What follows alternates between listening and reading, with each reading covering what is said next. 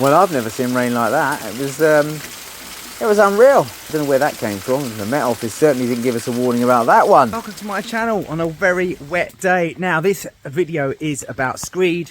I love liquid Screed. I've been using it for years, and now I have the new one. This is called Underfloor, I believe. And the guys, I've just seen them go past in the truck somewhere on this road, and they'll be back soon. And we're going to get them backed into the drive, get them all set up, and get this new Screed in. So I'm really excited to see it. And the benefits of this particular Screed as opposed to the Anhydrite Screed is the fact that you don't have to use sanding. You can use adhesive straight on it if you're tiling or fixing a floor covering that requires adhesion. So when they get back, we'll get the truck in and we'll get on and do it. And as per usual, it's a very easy job. I don't have to do anything, just watch. And yeah, brilliant. But I do love this job because it kind of makes everything look so perfect. Anyway, we're gonna crack on. That's James. He's here. He's braved that awful weather and he's just arrived on site now. And it won't take long. I reckon it'll take him about an hour and a half. Time they've got them, you know, unpacked and ready. Hello, mate. How's it going? You all right? All right, mate. How are you? Loving the weather. Wasn't it mad? Yeah. Nice to see you. Yeah, you too. How's it going? Yeah, I'm all good. Well, I mean, look at the amount of water going through this little creek. Sometimes that's dry in the summer. Anyway, that's the weather for you. We've got the truck coming in now. It's a 32-ton truck from memory, and it does everything all in one place. So it does the batching, and it's got the pump, it's got water tanks, it carries the cement and the aggregates, and it is like a workshop on wheels. And I don't even need to be his banksman because he's so good. Oh, Dan. He's reversed into some crazy places before. This is actually more like a walk in the park for him. So I'll let him see me anyway, so he can actually see me. There we go. No problem. Just cruising up there.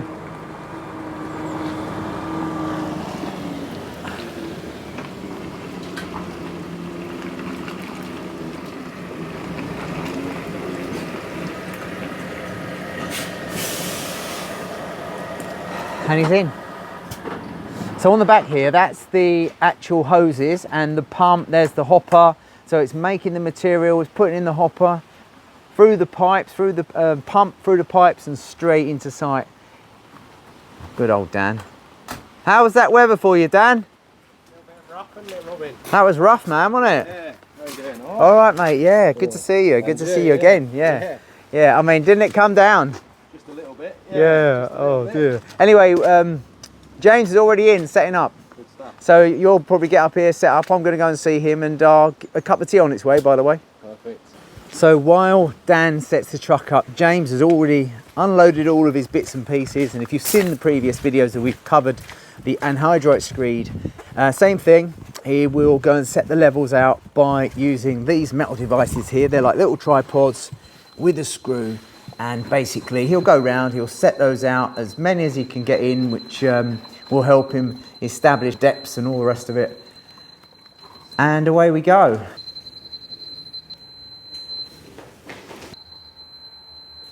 It's been a while, but you're back. Yeah, we're back. Yeah. Tell me what the difference is. So now we have two trucks on the road. I think we might have touched on that before. Yeah.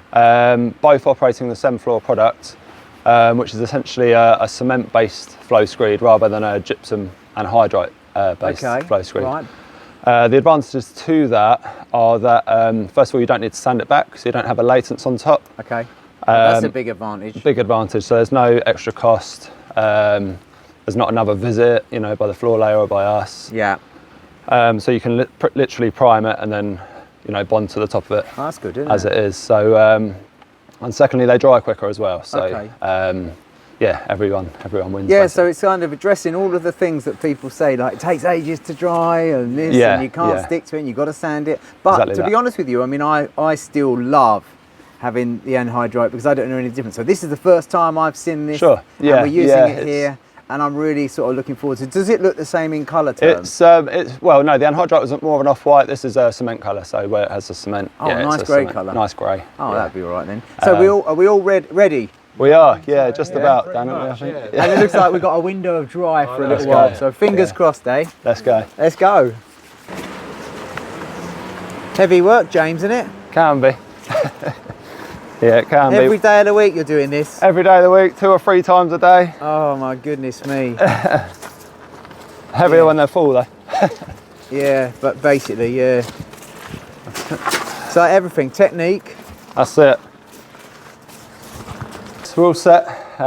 All the levels are set exactly to the existing floors. So nice. It's just a case of hitting the levels now and getting it nice and flat. And observant viewers will be saying, "Oh, you've already plastered." Yeah, well, I like to plaster as first if I can, because then the screed stays beautiful and clean and tidy. Exactly that, doesn't get messed up. Yeah, I would do it that way personally. Yeah, so we sort of plaster first, then we put the insulation down and the DPM, then we put this in underfloor heating. This particular underfloor heating is a 1-zone kit, which means that we have 1 zone, so we can actually buy that by the square meterage. Everything comes in the box and get it laid. It's really quite straightforward. By New Heat, this one.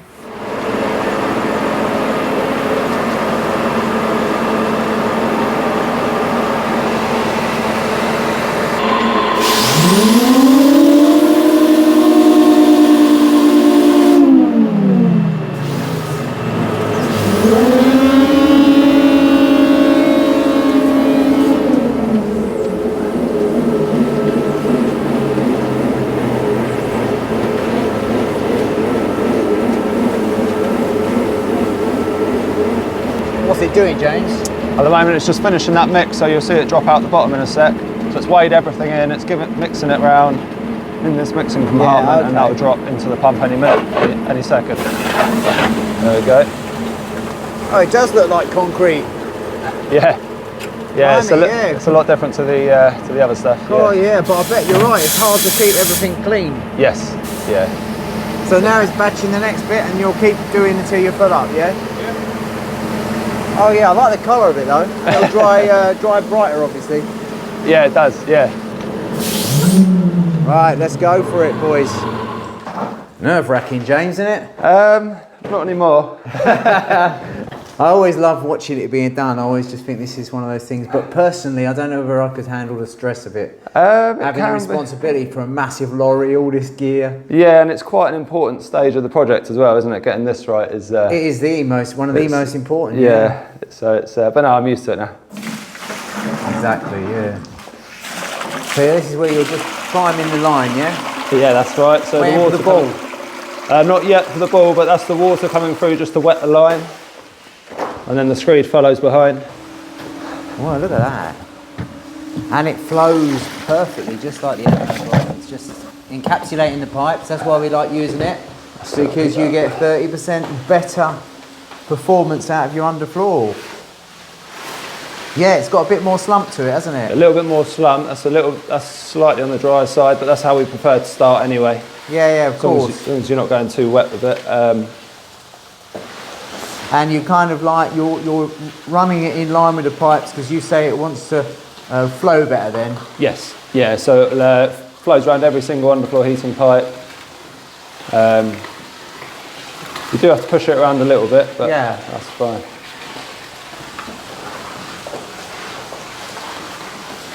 So you can see that now it's flowing slightly. Oh, it's beautiful. Slightly better out there. Yeah, that is real nice, isn't it? So you just push the first bit around and then you're going to let that go where it wants. That's right, and then this one will just literally flow out like so. Yeah, that's great, isn't it? And you still have to paddle it or dapple it? Yeah, so it's installed in exactly the same way, dappled afterwards, that's right, with the dapple bars. Installed in exactly the same way, comparable finish. It's just them advantages that we spoke about. Yeah. At the end, really, is the main positive to it.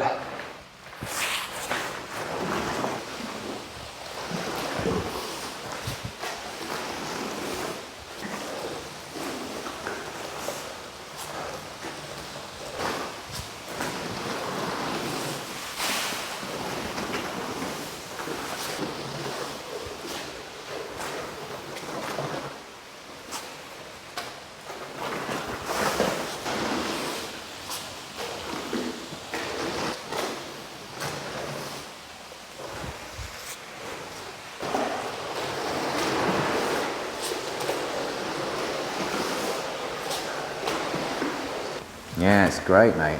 It's getting there. Yeah. Nearly there. You are nearly there. So the last bit's coming in now. Basically, James is sort of saying 30, 70, giving him these numbers. I don't know what they relate to, but I'll ask him anyway, just out of interest. So 70. What does it mean then when you ask for 70 or 30? That's the size of the mix. So that's 30% of a full mix, and a full mix is a third of a cubic metre. So if you're good at maths, then you could probably work out what that is. But yeah, not today.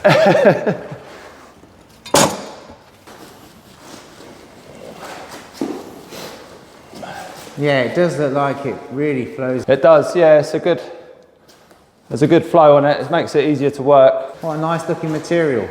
Yes, definitely. I love seeing something new.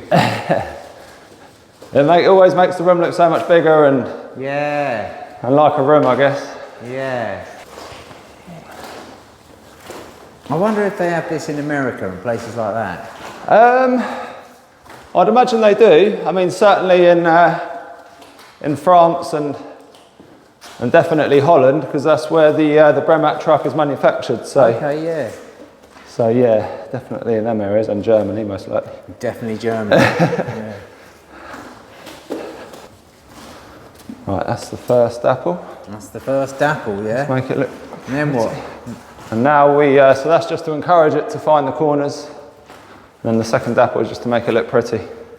Brilliant. Yeah. What's the little one for? That's for when I come out the door. So doorways, I can just get my feet. Yeah. It's the last bit. That's it. It should be the Screed Olympics. Yeah, it gives a good finish. So satisfying to watch.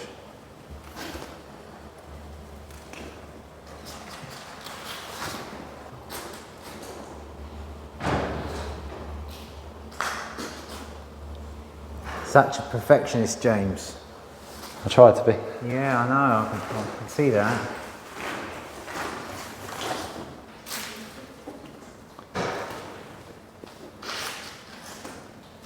All we need now is a cat or to go running across it. We had a dog go through it the other day, actually. Oh, you're joking. What, at the client's house? In the evening, yeah. So a Rottweiler got in, done the whole lot. Did it? Didn't even turn around, yeah. But even when that happens, you know, we can go back and just sand it down. It's not a massive problem. It's just doesn't look very nice at the time. No.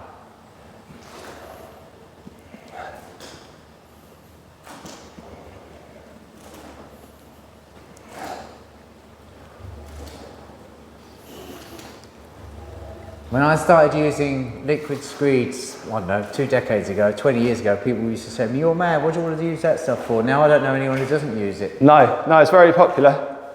Very popular now, especially in that the cost has come down slightly and it's almost comparable to traditional screed. It's just a much better job because I love working off it. I love fitting kitchens on top of it and things like that, building wardrobes or anything like that. Yeah, exactly. It's just absolutely beautiful, you know? And yeah, exactly that. The benefits you do get from it are definitely worth paying for.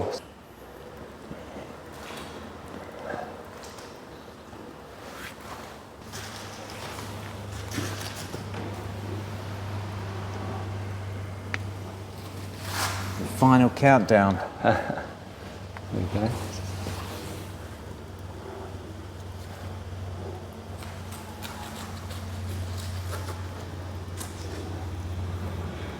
What is that?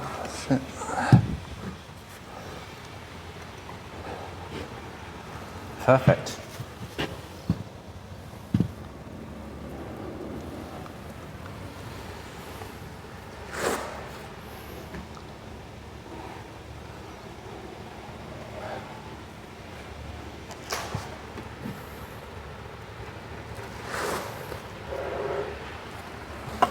So James, that's it, mate. All done? Yeah. Another one? Another one done. And I really like the look of this stuff. I can't wait to work on it now. Yeah. How long have I got to wait? 24 hours, so similar sort of curing time. If you can give it, we generally advise customers the next day off. Yeah. Just to allow it to properly cure. And then after that, you can get windows and doors open, let that moisture out. Yeah. And continue working on top Brilliant, of it. James. Yeah. Well, mate, you've done another sterling job. Yeah, brilliant. Get yourself cleared up and ride into the sunset. Will do. Thanks, Take mate. it easy, man. You too. Cheers. So that's it. The journey's over. The lads are just clearing up now, and they'll be setting off. So I'm going to go back and get on with what I've got to do.